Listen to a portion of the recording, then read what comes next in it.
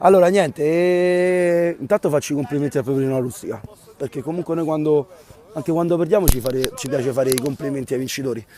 Quello che in questa lega sento molto molto di raro, perché logicamente adesso a me mi brucia, è normale, ho perso, sono nervoso, però io credo che siamo usciti a testa alta. Tutto quello che tu mi hai detto, euforia post derby, la presentazione oggi di Cesar, queste sono cose da società.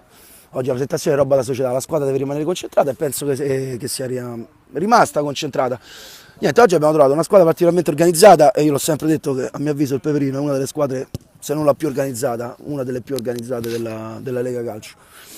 Abbiamo sofferto, loro ci conoscono, hanno fatto molta densità, credo che alla fine comunque noi il pareggio almeno lo meritavamo e niente, comunque alla fine ci sta, non è successo niente, non è, possiamo vincerle tutte.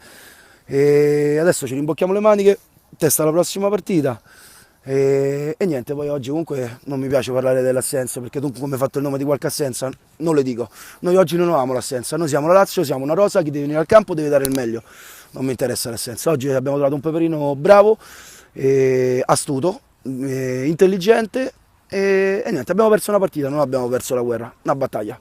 La guerra ci vogliono ancora parecchi mesi per arrivare. E quello che dico sempre, saremo duri a morire. Questo ve lo assicuro io da mister.